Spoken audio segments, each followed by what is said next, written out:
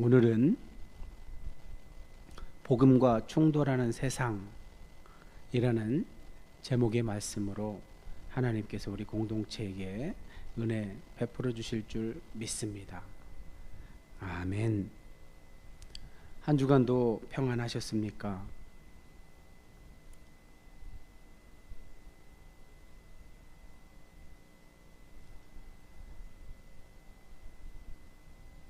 혼자 질문하고 혼자 이렇게 답을 해야 하는 그런 이제는 익숙할 만한도 한데 아직은 여전히 어색합니다. 자, 최근에 제가 늘 의문으로 가졌던 것에 아주 좋은 답을 해주는 그런 영상을 만났습니다. 이제 그분은 인문학자이신데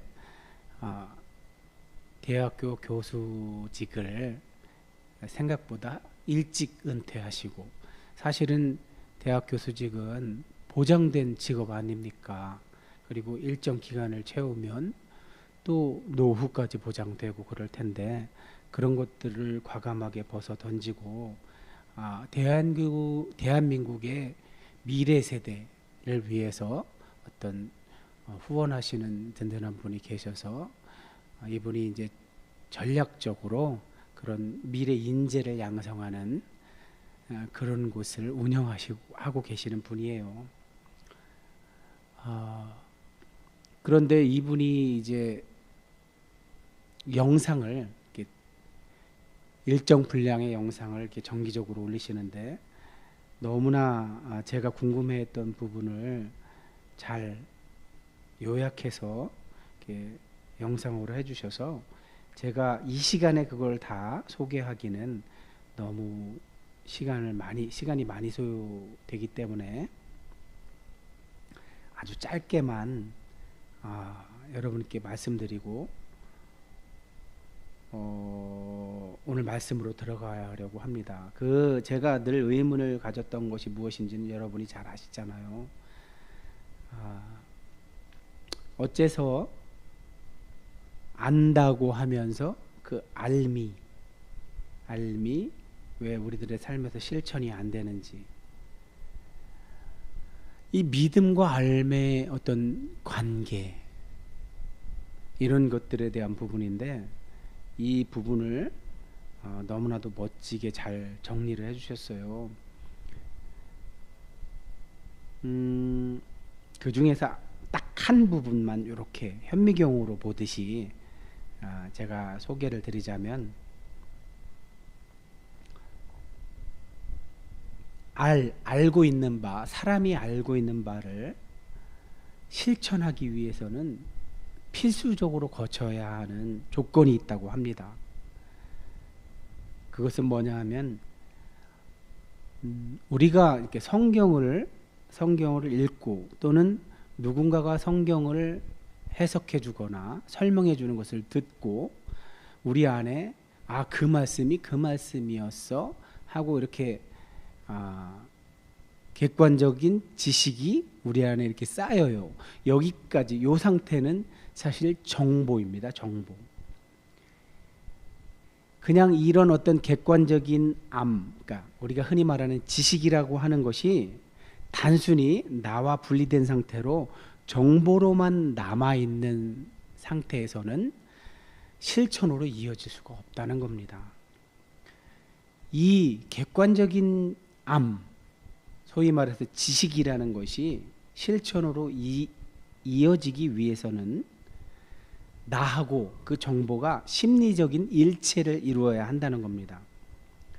다시 말하면 어떤 객관적인 그러니까 지식은 일정한 그걸 소유하고 있는 자, 그걸 가지고 있는 자가 일정한 수양과 성찰의 단계를 거쳐서 다시 나의 주관적인 믿음, 내 믿음이죠. 내 믿음으로 이렇게 내면화되어야만 실천까지 간다는 거죠.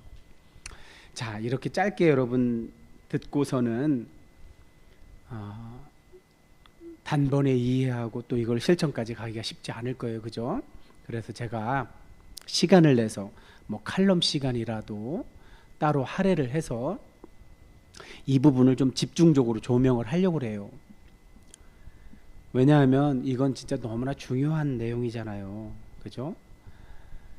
이분에 의하면 이런 어떤 외부로부터 어떤 정보가 내게 주어져서 그것이 객관적인 지식의 상태에 머물러 있을 때 이것이 아까 말씀드렸듯이 나의 어떤 내면 세계, 심리적인 여러 형태로 구성된 나의 내면 세계 안에서 하나가 되는 과정. 제가 몸을 통과해야 된다는 말이 같은 말이에요. 어떤 지식이 그냥 단순한 정보로만 내가 소유하고 있는 것이 아니라 내 몸을 통과해야 된다고 말씀드렸잖아요. 그 몸을 통과해야 된다는 말은 뭐냐 하면 나에게 내면화가 돼서 그것이 신념, 믿음, 요로까지 신뢰로까지 발전이 돼야 되는 거죠. 이게 내 안에서 일어나는 과정인데 요 과정에 중요한 역할을 하는 것이 이제 성찰이라는, 좀 쉽게 표현하면 사유예요. 사유. 생각을 하는 거죠. 자꾸만. 우리 사도 바울도 베레아 성도들을 칭찬할 때 뭐라고 그랬어요? 어떤 말씀을 듣고 그냥 객관적인 정보로만 놔두는 게 아니라 그것을 자기 안에서 자꾸만 이 말씀이 이런 뜻인지 아니면 다른 뜻인지 자꾸 검토했다고 그랬잖아요. 연구 검토했다고 그랬잖아요. 이런 과정을 거쳐서 그것이 믿음까지 가야 된다는 거죠. 내 믿음까지. 그렇게 되면 이제 완전히 주관적인 내 믿음이 되면 그때야 비로소 실천하려고 하는 그 말대로 하려고 하는 그런 성향이 생겨서 실천하게 된다는 거죠. 이것이 이제 계속 반복되는 겁니다. 반복 순환되는 구조인 거죠.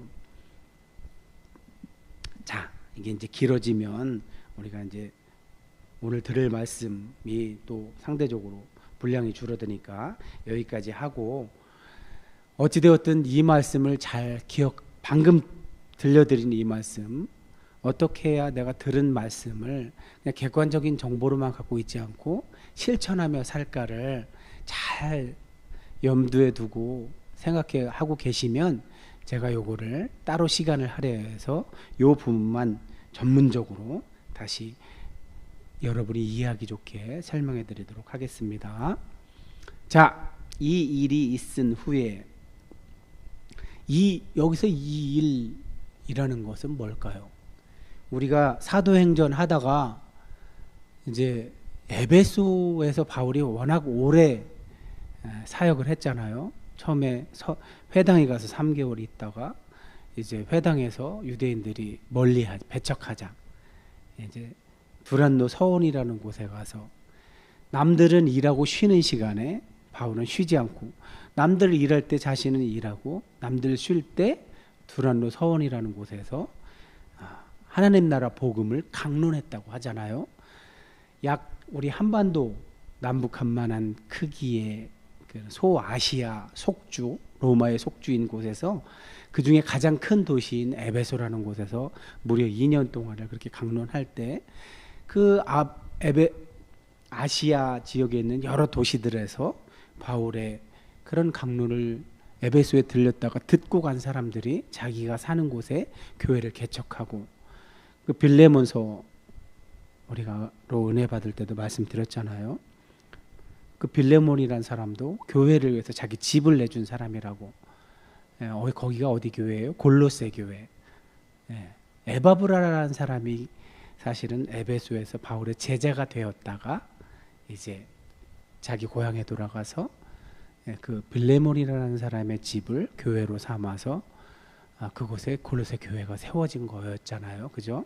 이처럼 엄청난 역사가 일어나는 그런 상황이 누가는 아주 짧게 보도를 하고 있기 때문에 그 에베소에서 무려 3년 이상을 바울이 사역하는 동안 썼을 법한 편지들, 그래 바울의 편지들을 저희가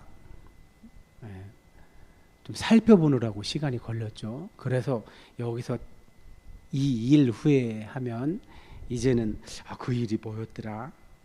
좀 시간이 흘러서 여러분이 잊을 수도 있을 텐데 어쨌든 제가 조금 기억을 돕자면, 바울이 이제 두란노 서원에서 강론하는 동안 개척한 고린도 교회에 어떤 문제들이 있어서 거기서 이렇게 에베소로 방문한 사람들에게 들은 소식도 있었고, 또 편지를 받고 고린도 교회에 이런 문제가 있었구나 하고 그것에 대한 해결책으로 편지를 다시 보내고 이런 일들이 있었잖아요.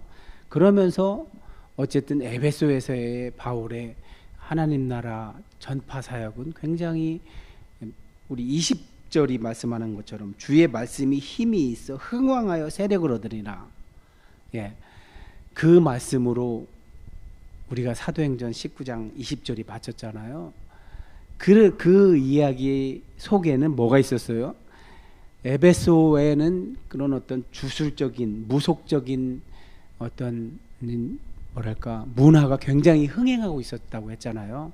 그랬는데 그 사람들이 은혜를 받으니까, 복음을 듣다 보니까 그런 것들, 에베소스 그람마타 하면 에베소에서 생산한 어떤 부적이잖아요. 그걸 그렇게 신주단지처럼 모셨던 사람들이 이제 복음을 듣고 그걸 불태웠다고 그러잖아요. 무려 그 불태운 어떤 그런 문서들의 값이 5만이나 됐다고 그랬잖아요. 5만이라는 건 한 노동자의 5만 1의 품삯이잖아요. 이거를 연봉으로 따지면 137년 연봉이라잖아요.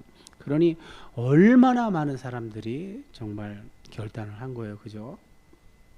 그런 일을 말하는 거예요.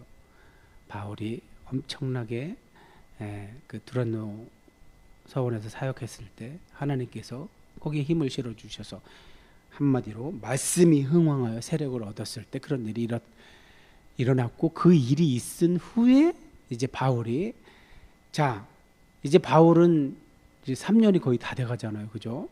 그러니 어떤 생각을 하고 있었냐면, 마게도냐와 아가야를 거쳐 예루살렘에 가기로 작정을 했다고 합니다. 그리고 그것이 다가 아니라 예루살렘에 갔다가 이제 예루살렘이 최종 목적지가 아니라 어디까지? 후에 로마도 보아야 하리라. 저 말을 들을 때 이 누가는 이 바울의 사역하는 이런 모습을 누가가 이렇게 그리고 있는 것은 예수님을 너무나 많이 닮았어요. 그죠? 예수님도 누가복음 9장 51절에서 어떻게 말씀하시죠? 예수께서 승천하실 기약이 차감해 예루살렘을 향하여 올라가기로 굳게 결심하시고, 누가는 워낙 그 갈릴리 사역을 마치고 예루살렘에 가시는 상경길 그 부분에다가 엄청나게 자기가 하고 싶은 얘기를 많이 기록해 놓아서 9장 51절에 이제 예루살렘으로 향하겠다고 결심하시고 하셨다고 해놓고, 무려 몇 장까지 가야 이제 예루살렘에 도착해요? 19장, 그죠? 엄청나게 많은 분량을 거기서 이제 자기가 하고 싶은 이야기들을 하고 있는 거죠. 자, 어찌 되었든 예수님이 이제 예루살렘으로 가실 것을 기약하고 하셨던 것처럼, 바울도 자기 사역이 여기 에베소가 끝이 아니라 그 당시 로마 제국 내 가장 큰 도시, 예루살렘은 유대인들, 이스라엘 사람들의 상징적인 곳이었다면 로마는 제국의 상징적인 도시인데, 이 아시아의 속주인 에베소도 엄청나게 큰 도시고 여기서 복음 전파 사역이 엄청난 영향을 미쳤지만 제국의 수도만 하겠어요? 그러니까 로마에 가야겠다 하고, 결국은 예수님이 예루살렘에서 처형당하신 것처럼 바울도 결국 로마에 가서 처형당하고 말죠. 그것조차도 예수님을 닮았죠. 그래서 오늘 누가는 저 계획을 하고 자기를 돕는 사람 중에서 디모데와 에라스도 두 사람을 먼저 마케도냐로 보내고, 저기서 마케도냐는 빌립보를 이야기하겠죠. 에베소에서 그나마 빌립보가 가깝다고 얘기했잖아요. 자, 그러고 나서 자기는 아시아에 얼마 동안 더 있었대요. 저 디모데와 에라스도는, 디모데는 우리가 잘 아는 사람이고 에라스도는 누구죠? 로마서에 이제 16장에 보면 바울이 끝인사를 할 때 엄청나게 많은 사람들을 이렇게 나열하고 있잖아요. 그 중에 에라스도가 나타나는데 고린도 시의 재무관으로 소개가 돼요. 그러면 이 사람은 굉장히 뭐랄까요? 이 사회적 지위가 있는 사람인데 특별히 재정 같은 거를 잘 운용하는 사람이다 보니까 아마도 이 둘을 먼저 보내서 당시 예루살렘 교회 상황이 녹록지가 않아서 그 예루살렘 교회를 돕기 위한 어떤 헌금 이런 것을 이 두 사람에게 먼저 가게 해서 바울이 개척한 도시를 방문해서 그들 독려하고 또 예루살렘 모 교회에 대한 상황 이야기를 해서 헌금도 바울이 도착해서 하려면 시간이 걸리잖아요. 그러니까 먼저 이렇게 할 수 있도록 그렇게 배려를 한 거죠. 자, 이거를 제가 이렇게 그림으로 그려봤습니다. 저렇게 이제 검정색 네모칸이 있는 거는 이 제가 유료로 이 뭐 지금 제가 주로 사용하는 제일 많이 사용하는 게 클로드하고 이 구글 이 LML인가요? 이게 뭐죠? 어쨌든 이 두 가지를 노트북 LM을 가장 많이 사용하는데 이 무료로 하다 보니까 좀 한 두 개, 세 개만 해도 벌써 유료로 전환하는 얘기를 해요. 그리고 유료로 전환할 수밖에 없도록 일부러 실수를 해요. 일부러 막 지명을 틀리게 한다든지. 그래서 제가 그거를 PPT 안에서 저 수정한 것들이에요. 로마 이렇게 해놨잖아요. 저 에베소스. 자, 지도를 보면 자 중앙 부분에 에페소스가 있잖아요. 바울은 지금 거기 있는 거예요. 에페소스에 머물면서 드로아까지는 아시아 지역이에요. 근데 거기서 배를 타고 필리삐라고 돼 있죠. 거기가 필리뽀예요. 예. 디모데와 에라스도를 먼저 글로 보냈다고 그랬잖아요. 그래서 먼저 개척한 교회들을 독려하고 헌금도 이야기를 해놓고 바울이 오면 잘 이렇게 모아서 드리도록 하세요. 뭐 이런 형태로 했겠죠.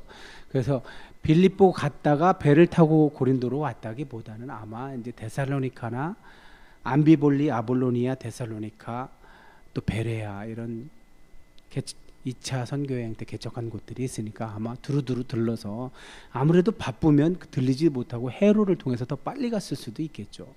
어쨌든 바울은 그렇게 해서 고린도에 갔다가 고린도에서 3개월 머무는 동안에 로마에 편지를 쓴 거죠. 저 화살표는 편지 쓴 얘기예요. 이 3차 선교여행이 끝나고 마지막에 로마로 압송될 때 이제 저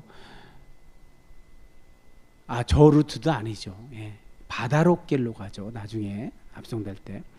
어찌되었든 자기 계획은 고린도에 갔다가 바닷길로 에베소 쪽으로 와서 실제로 돌아갈 때 에베소에 못 들리죠. 그죠? 오순절 명절까지 도착하기 위해서 에베소에 들리지 못하고 에베소보다 밑에 있는 밀레도라는 곳에서 에베소 장로들을 초청해서 만나죠. 거기서 이별을 설교도 멋있게 하잖아요. 그래서 두로에 들렸다가 톨레마이 그리고 가이사랴로 왔다가 예루살렘으로 가는 여정이었는데 이 여정이 가만히 보면 단순한 어떤 귀한 여정이 아니라 바로 누가는 예수님이 가신 그 십자가의 길을 염두에 두고 바울의 이 여정을 그리고 있는 거라는 사실을 여러분이 알게 하려고 이 이미지를 여러분에게 보여드린 거예요. 결단의 출발은 에베소에서 로마를 비전 품고 했고 빌립보에서는 고린도 후서를 기록하고 고린도에서는 로마서를 집필하고 이제 바울의 친서 가운데 2권이 남았어요. 그죠? 아마 다음 주쯤에 우리가 고린도 후서를 하게 될 텐데 고린도 후서와 로마서를 하고 나면 이제 다시 또 사도행전으로 돌아와서 나머지 여정을 하게 될 거예요.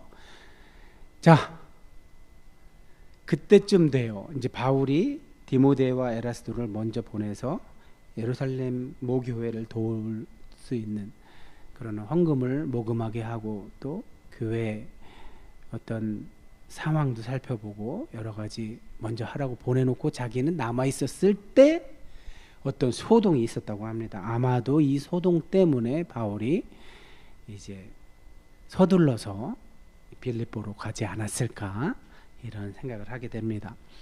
자, 어떤 소동이었냐 하면 데메드리오라 하는 어떤 은장색, 은으로 된 어떤 장신구를 만드는 사람인가 봐요. 그래서 아데미, 이 에베소에는 아르테미스라는 여신을 섬겼는데 그 그러니까 다산을 상징하는 신상이죠.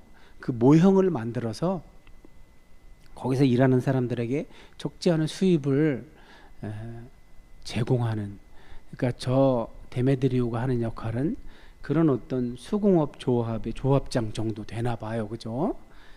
자, 그랬었는데, 자, 보세요. 저 어느 박물관에서 소장하고 있는 거를 찍은 것 같아요. 제가 저거는 이제 구글 제미나이에게 이미지를 요청했더니 어떤 박물관에 소장되어 있는 이미지를 가져온 것 같아요. 저 보세요 한번. 은으로 저렇게 만든 거예요. 저 뒤에 보이는 그림 있죠? 저게 아르테미스 신전인데 엄청난 규모예요. 저 크기가 장난이 아니죠. 어쨌든 저건 신전이고, 어쨌든 저런 아데미 신상을 이렇게 은으로 만들어서 팔아서 수입을 올려서 그 일에 종사했던 사람들이 꽤 짭짤한 수입을 가졌었나 보죠.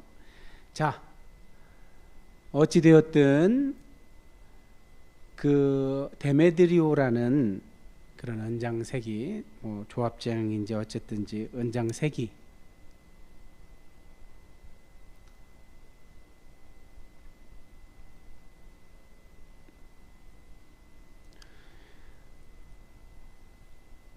그 직공들, 거기서 일하는 사람들을 막 모았대요. 모아서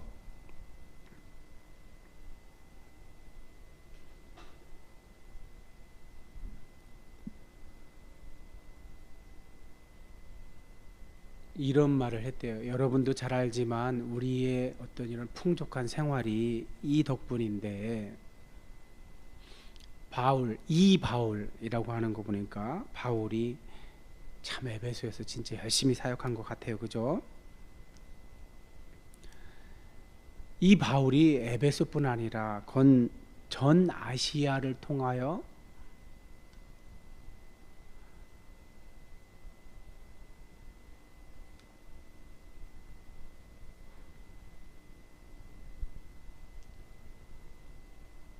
수많은 사람을, 그러니까 바울의 입장에서는 하나님 나라 복음을 잘 전파한 거죠. 그죠? 복음 전파가 잘 된 거예요. 그런데 이제 저 데메드리오라는 사람이 바울의 말을 인용한 게 어떤 말이죠? 사람의 손으로 만든 것들은 신이 아니라. 참 옳은 말을 했어요. 데메드리오가 자기 입술로 참 옳은 말을 했어요. 그러나 저게 우리 예수 믿는 사람들 입장에서는 너무나 옳은 말이고 참 반가운 말이겠지만, 문제는 저 사람의 손으로 만든 것들로 이 땅에서 잘 먹고 잘 사는 사람들한테는 어찌 보면 청천벽력 같은 말이죠. 그죠? 지금 바울이 저런 말을 했다고 지금 여러 사람 모아놓고 그 조합장 역할을 할 것 같은 사람이 지금 저 얘기를 하는 거예요. 그래서 결국 무슨 얘기를 하고 싶은 거예요?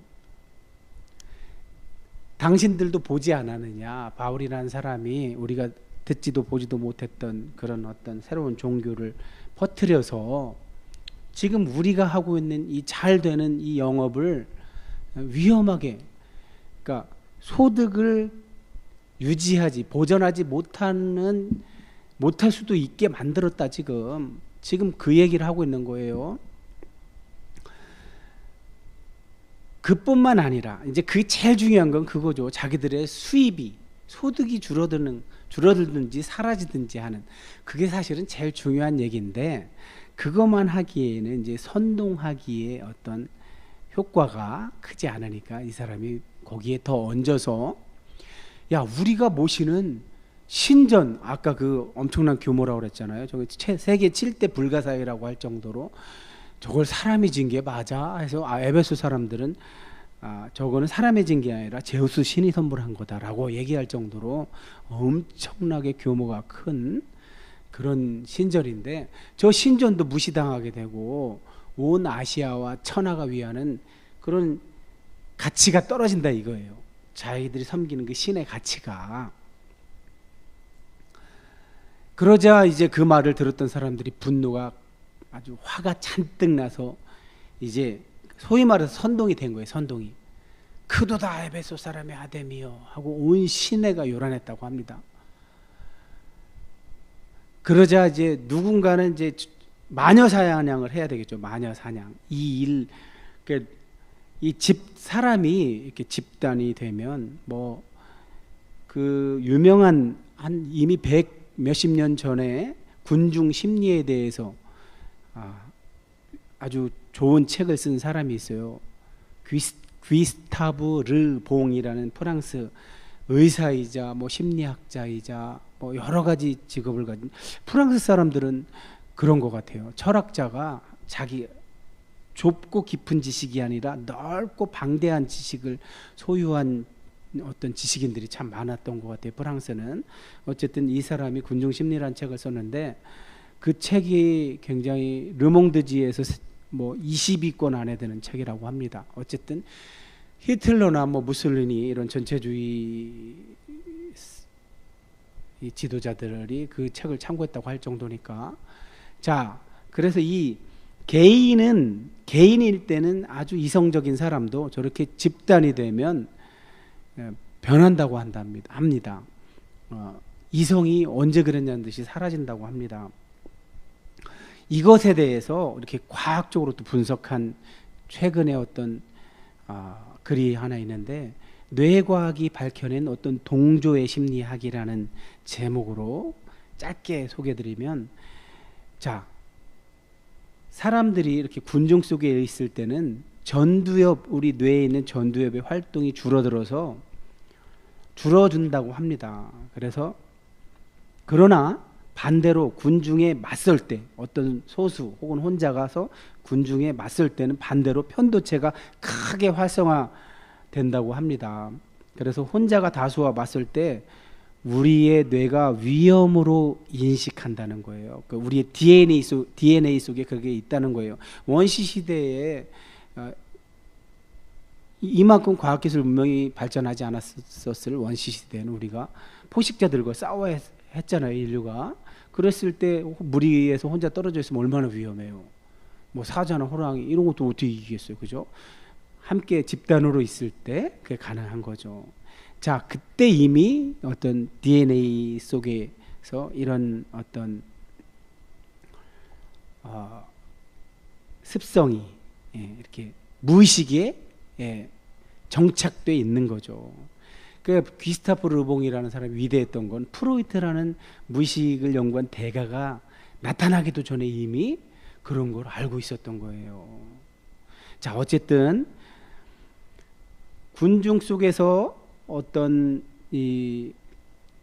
한 사람이라도 반대 의견을 용감하게 내면 이 동조율이 상대적으로 또 떨어진다고 합니다. 왜냐? 전두엽에서 그때부터 브레이크가 작동을 한다고 해요. 소위 말해서 생각을 하기 시작하는 거죠. 그래서 이제 이 뇌과학이 밝혀낸 동조의 심리학이라는 짧은 영상을 올려주신 분이 그런 말을 하더라고요. 어떤 군중 현상이 일어날 때 거기에 급하게 동조하기보다는 내가 혼자였어도 이렇게 이런 행동을 할까 하고 생각을 해보라고 이야기를 하더라고요. 어찌되었든 자, 마게도니아 사람 가이오, 그 에베소에서 바울의 제자였던 더베 사람 가이오가 아닙니다. 아마도 다른 사람 같아요. 그리고 아리스타고, 이제 에베소에서 제자로 양육됐던 데살로니가 사람이에요. 아리스타고는. 이 두 사람이 붙잡혔어요. 그들을 데리고 영국장에 들어가서 제물로 삼으려고 그러는 거예요, 지금. 그러자 바울이 얼른 간섭을 하려고 하는 거예요. 이 일을 아까 말씀드렸잖아요. 누군가 반대하는 사람 한 사람이 나타나면 이 동조했던 그 사람들의 어떤 수가 줄어든다고요. 어찌되었든 들어가려고 했지만 제자들이 말린 거예요. 워낙 위험하니까. 지금 저런 흥분된 상태에서는 어떻게 될지 모르죠. 죽을 수도 있죠. 그래서 말렸고, 아시아 관리 중에 어떤 바울의 친구 된 사람들도 절대 연극장에 가지 말라고 이렇게 권했다고 합니다. 그래서 아마도 바울이 피해서 이제 에베소를 떠나서 어떤 북쪽 지방으로 갔던 것 같아요. 자, 보세요. 사람들이 어떤 이는 이런 말, 어떤 이는 저런 말 막 소란스러웠는데 자기가 왜 모였는지조차 몰랐다고 합니다. 저게 군중의 특성이에요. 군중이 되지 않으려면 사유를 해야 돼요. 제가 오늘 말씀 시작하기 전에 잠깐 도입부에서 말씀드린 것처럼 사유가 굉장히 중요하다니까요. 생각하는 능력, 이게 굉장히 중요해요. 사유하지 않으면 무의식에 지배당하는 거예요. 자, 유대인들이 무리 가운데서 알렉산더를 권하여 이렇게 밀어냈대요. 알렉산더가 뭐 유대인 그룹에서는 좀 그래도 지명도가 있는 사람인가 보죠. 그래서 알렉산더가 나와서 자기는 유대인이지만 쟤들처럼 기독교는 아니라고 이렇게 항변하려고 했나 봐요. 뭐 변명하라고 했다는 걸 보니까. 그러나 지금 그 소동을 군중 속에서는 이 군중의 이방인들은 기독교냐 유대교냐가 중요하지 않아요. 유대인이라는 그 자체가 아주 치가 떨리는 지금 상황이란 말이에요. 그러자 저렇게 크다 에베소 사람의 아데미여 하기를 2시간이나 했대요. 2시간. 바울이 들어갔으면 큰일 날 뻔했죠. 그죠? 그러자 드디어 이제 에베소 안에서 어떤 로마가 임명한 어떤 직책을 가지고 있는 사람이 그 무리를 이제 진정시키면서 설득을 하는 내용이 나와요. 에베소 사람들아, 이제 저 사람이 어떤 직급이 있으니까 그래도 저 사람이 하는 말을 들었겠죠. 에베소시가 큰 아데미와 제우스에게서 내려온 우상의 신전. 그러니까 저들은 그렇게 생각하고 있었던 거예요. 이 아데미 신전이나 이런 것들이 저게 사람의 힘으로 불가능하잖아. 그래서 제우스께서 보낸 거 아니야. 그래서 우리는 그걸 우리 씨가 관리하는 거 아니야. 그 얘기 하는 거예요 지금.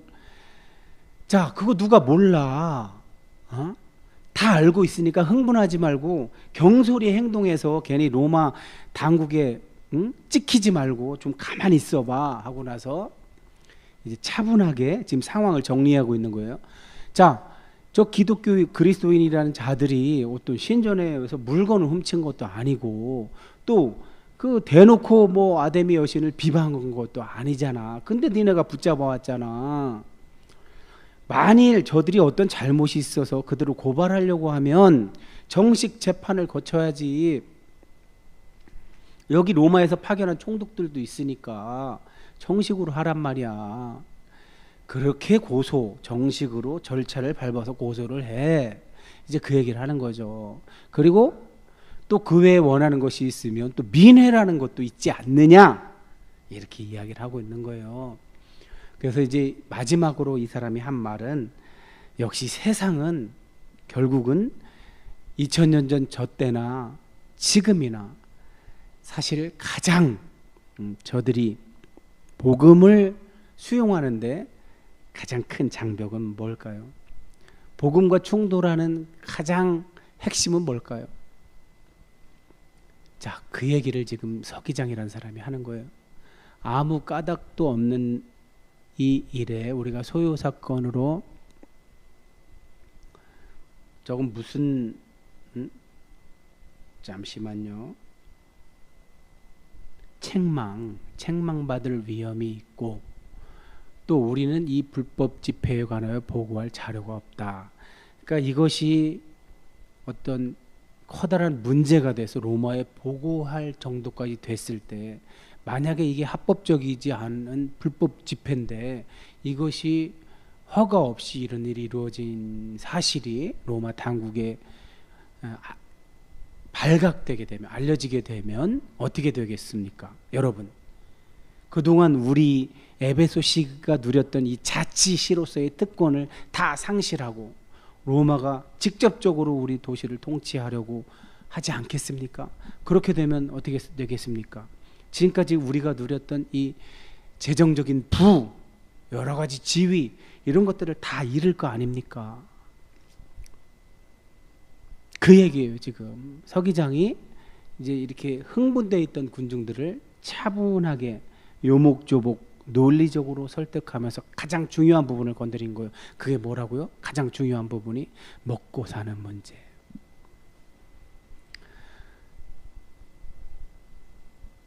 먹고 사는 문제에서 다 걸리죠. 그죠? 사실 우리 주님은 일찍이 우리에게 뭐라고 우리를 안심시켜 주셨죠? 먹고 입고 마시는 문제, 그것에 대해서는 너희가 걱정할 필요 없어. 왜?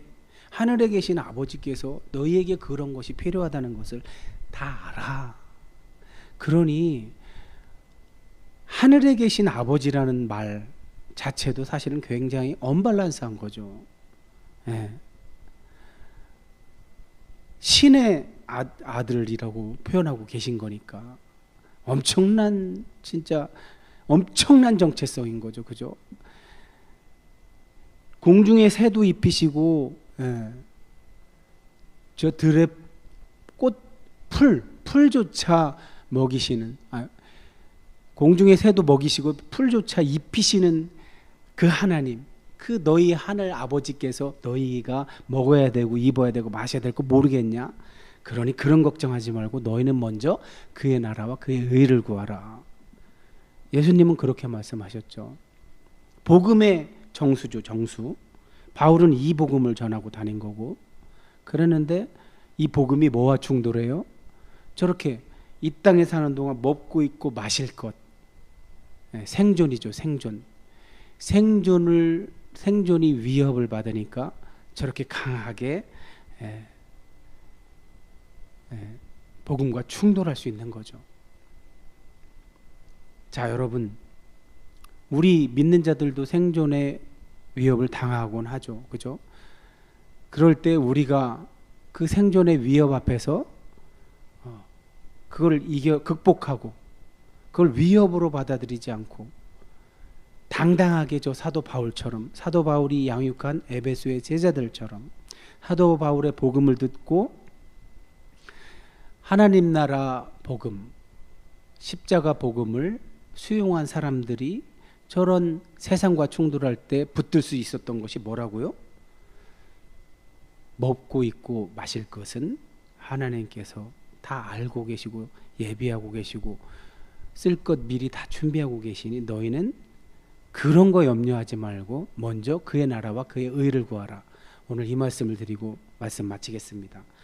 이게 객관적인 정보로 머물러 있으면 우리 못 지킨다니까요. 아까 서두에서 말씀드린 것처럼 우린 마태복음 6장 33절 이하에 나오는 그 말씀, 아무것도 염려하지 말라고 하신 예수님의 말씀, 먹고 입고 마시는 것 때문에 염려하지 마.